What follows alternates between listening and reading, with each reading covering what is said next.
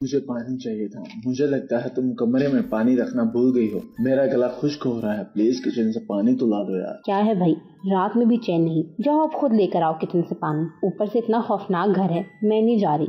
अनीसा क्या है यार, इतनी डरपोक क्यों हो तुम? चलो उठो जाओ। अब एक तो मुझे प्यास लग रही है और ऊपर से तुम्हारी ये बहन। अच्छा दे जग लाती हूँ आपके लिए पानी। इतना अंधेरा क्यों कर रखा है घर में? बंदा एक आध लाइट जलती छोड़ देता है। कौन सा लाखों का बिल आ जाता है एक लाइट का। किचन के कैबिनेट से अजीब सी आवाजें आने लगी। कौन है? कैबिनेट के मुसलसल बजे चले जाने पर मैं बेहद खौफजदा हो चुकी थी और समझ नहीं आ रहा था कि बिलाखिर मामला क्या है। कौन है? आवाज़ें बरकरार रहीं। कैबिनेट मुसलसल बजे चला जा रहा था। यूँ महसूस होता था जैसे उसके अंदर कोई कैद है जो बाहर आने के लिए अपनी पुरजोर कोशिश में महव है। खैर अल्लाह अल्लाह करके मैं इस कैबिनेट की जानिब अपने कदम बढ़ाने लगी, लेकिन कैबिनेट के बिल्कुल पास जाकर भी दिल में एक डर मुसलसल मुझे डराई चले जा रहा था कि आखिर इसमें है क्या। खैर अल्लाह का नाम पढ़कर इस कैबिनेट के दरवाजे को अपनी जानिब खींचा ही था कि अंदर मौजूद उस खौफनाक मखलूक ने मेरे सांस निकाल दी और मैं अपने कानों पर हाथ रखे जोरदार आवाज़ से चिल्लाई।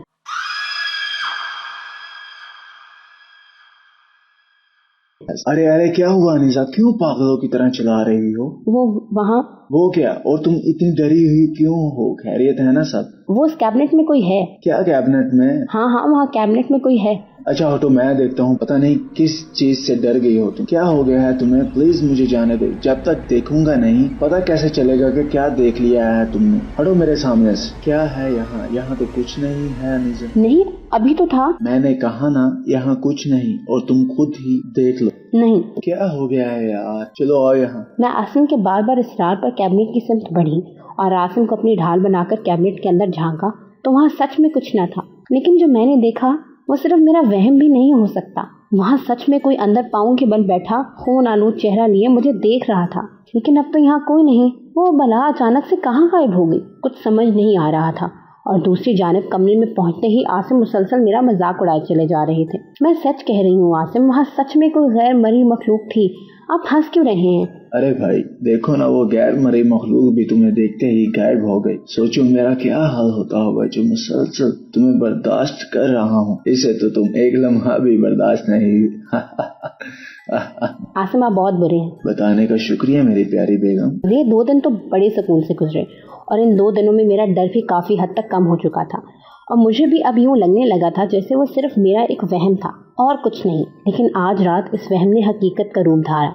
जब मैं रात गए लाउंज में थोड़ी देर बैठी अपने दिन भर की थकन को दूर करने में मसरूफ़ अमल थी तो अचानक किसी के चलने की धीमी धीमी सी आहट मुझे महसूस होने लगी और इस आहट के साथ साथ वो पायल की झनकार सारे माहौल को खौफनाक किए चली जा रही थी। इस घर में मेरे और आसिम के सिवा कोई रहता नहीं था। यूं किसी की बचती पाजेब दिल में एक खौफ डर को बढ़ावा दे रही थी। कौन है? आसिम ये आप है ना? मुझे डराने की कोशिश कर रहे हैं ना आप? मैं भी डरने वाली नहीं हूँ। सीधा सीधा मेरे सामने आ जाओ और आकर ये बताओ कि किस चुड़ैल की पाजेब ले आए हो आप अपने साथ। आसिम दूसरी जानिब से मुसलसल अपनी जानिब बढ़ती कदमों की आहट के सिवा जब कोई जवाब ना पाया तो मुझे सच में डर लगने लगा, क्योंकि आसिम ये बात बखूबी जानते थे कि मैं किस कदर डरपोक हूँ, इंसान हूँ। इसलिए अगर वो कोई मजाक कर रहे होते तो थोड़ी देर में हंसते खिलखिलाते मेरे सामने आ जाते, लेकिन यहाँ तो मुसलसल खामोशी का राज था। कौन? ये लाइट्स को क्या हो गया है? उफ, ये लाइट्स बंद कैसे हो गई? आसिम वो बत्ती कहाँ रखी थी? चिल्लाने की आवाज़ आई। या खुदा, या अल्लाह मेरी मदद फरमा। आयतुल कुर्सी पढ़ती हुई, हाँ कुछ नहीं है यहाँ, नहीं कुछ नहीं यहाँ, ये सिर्फ मेरा वहम है और कुछ नहीं। काफ़ी देर खुद को समझाने की नाकाम कोशिश करती रही।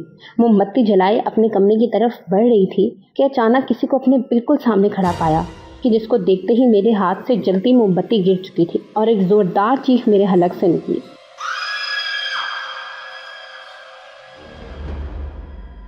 कैसी हूँ अनीसा? हमारे घर में तुम्हारा वेलकम है। तुम जानती नहीं मैं कब से प्यासी हूँ, जरा मेरे पास तो आओ। नहीं, ये सब सच नहीं हो सकता। वही खूनदार चेहरे, लंबे लंबे बाल, नोकीले नाखून, खून सी लाल आंखें, बदबूदार जिस्म, कदमों को छूते लंबे बाल, मुंह से निकलते नोकीले दांत। मेरे पास आओ अनीसा, शाबाश आओ मेरे पास। नहीं, प्लीज मुझे छोड़ दो, मुझे जाने दो। मेरे हाथ ठंडे पड़ चुके थे और जिस्म भी जमीन बोस होते जा रहा था कि इस काली बला वाली सिम्त एक और मेरी तरफ बढ़ना शुरू हो गई। या अल्लाह मेरी मदद फरमा, या अल्लाह मेरी मदद फरमा। इसको अपने इस कदर करीब देखकर मैं वहीं गिरकर बेहोश हो गई। अनीसा क्या हो गया है तुम्हें? अनीसा उठो, अपनी आंखें खोलो। अनीसा अनीसा या खुदा क्या हो गया है इसे? अब इतनी रात के मैं इसे कहाँ लेकर जाऊँ? यहाँ तो कोई हमें जानता भी नहीं और बाहर बर्फ भी बहुत गिरी है। आज पड़ोस में जाकर देखता हूँ, शायद कोई मिल जाए। अस्सलाम वालेकुम। वालेकुम सलाम। बरकतदार कौन हो तुम? जी वो मैं आपका नया पड़ोसी हूँ, वो सामने वाले घर में कुछ दिन पहले ही शिफ्ट हुए हैं हम। क्या? कहाँ? वो सामने वाले घर में? जी जी दुरुस्त सुना आपने। मैं दरअसल वो मेरी बीवी बेहोश हो गई है, क्या आप मेरी कुछ मदद करेंगे? बेटा तुम्हारे हुली से तो तुम कोई शहरी बाबू लगते हो, इसलिए तुम मेरी बातों पर शायद यकीन न कर पाओ, लेकिन हकीकत यह है कि जिस घर में तुम रह रहे हो वो घर नहीं बल्कि चुड़ैलों की आरामगाह है।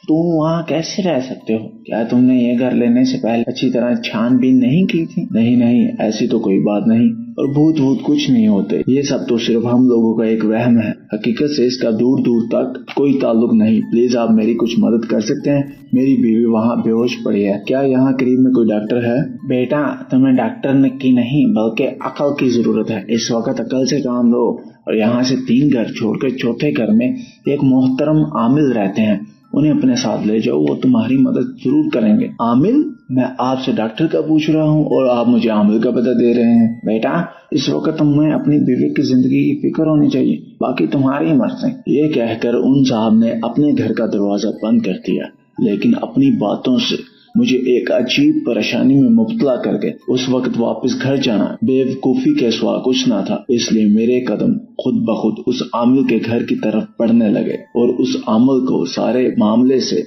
आगाह करके उनसे मदद की दरख्वास्त की ही थी कि वो मेरे साथ चलने को तैयार हो गए और हम अपने घर की सिमत बढ़ने लगे। लेकिन घर पहुंचते ही हर जानिब बदबूदार खुशबुओं से मेरा इस्तकबाल किया और उसी बो से मेरा सर फटे चला जा रहा था कि आमिल बाबा ने मेरे कंधे पर हाथ रखते हुए बोले, बेटा अपनी बीवी को आवाज दो। लेकिन वो तो बेहोश पड़ी है, उसे आवाज देने को क्यों कह रहे हैं आप? जो मैं कह रहा हूँ वही करो, ज्यादा सवाल मत करो। जी बेहतर। अनीसा अनीसा अनीसा। किसे पुकार रहे हो तुम? तुम्हारी बीवी इस वक्त मेरे कब्जे में है। अनीसा ये तुम्हें क्या हो गया है? ये तुम कैसे बोल रही हो? ये सब क्या है यार? क्या उनेजा की रट लगा रखी है तुमने? तुम्हें समझ नहीं आ रहा?